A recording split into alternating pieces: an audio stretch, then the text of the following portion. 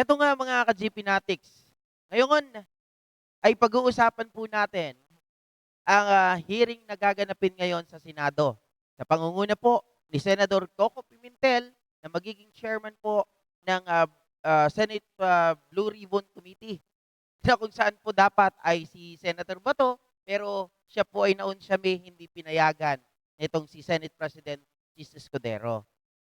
Ngayon, nababalitaan natin at ipinalabas po sa isang SOCMED or social media ng Impact Leadership, ito daw po si Digong mga kababayan ay pupunta nga po dyan sa pagdinig na gaganapin sa Senado. Akala ko ba may sakit? Akala ko ba mahina? 'Di ba? O natatakot lang talaga na umattend sa Quadcom sapagkat kapag alaman din natin, 'di ba? Mismong anak niya po ang nagsalita na niyayaya niya ang kanyang ama na umattend po doon sa Quadcom. Subalit, anong ginawa? Tumanggi po ito, mga kababayan. Sa madaling sabi, doon sa Quadcom, sino-joke niya lang, na-attend siya. At sinabi niya, pagkatapos daw po ng undas, saka lang siya pwedeng umattend sa mga hearing-hearing. Eh, hindi pa naman tapos ang undas.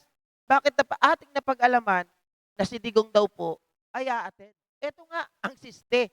Mukhang nagpapaawa ang matanda.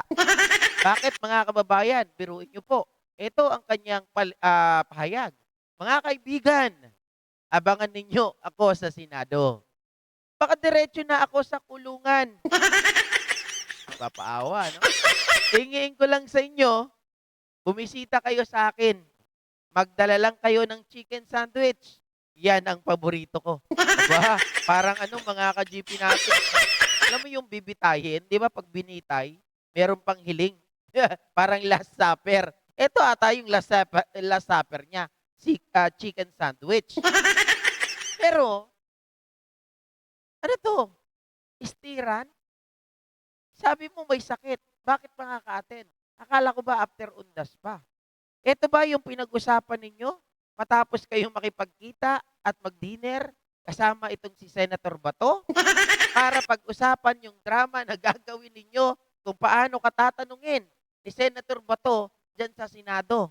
At tanong, bakit mo naman nasabi na ikaw ay makukulong? Diba? Tanong niya rito, baka diretso na ako sa kulungan. Ito ba ay pag-amin na ikaw ay may kasalanan talaga sa extrajudicial killings? Or ito ay pang-i-steer lang? Kasi iniisip namin, wala naman ata sa mga senador ang talagang, alam mo yun, magtatahas, maglalakas ng loob na ipakulong ka. Kasi halos naman lahat dyan, kaalyado mo. Di ko lang alam. Doon sa inagawan mo o inagawan nyo ng partido.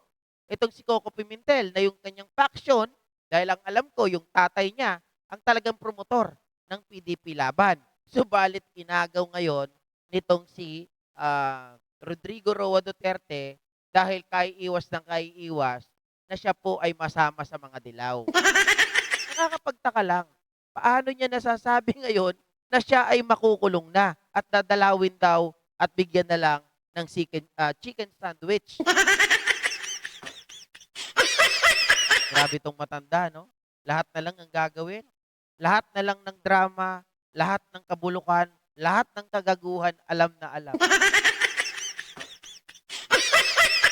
Kasi ang tanong dyan, aamin ka ba sa kasalanan mo para ka makulong?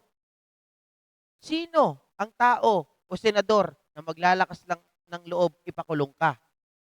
Pangatlo, hindi ka ba sasaluhin ng mga kapartido mo dyan? Alam naman natin kung gaano kakis, 'di ba? Mga ka-JP Natics, kung gaano nanghihimod ng puwet yung mga alaga mo dyan, especially na itong si Bato at itong si Bongo. Oh. Ngayon mga ka-JP Natics, makukulong na ba ngayon si Digong? I don't think so. Please like and share.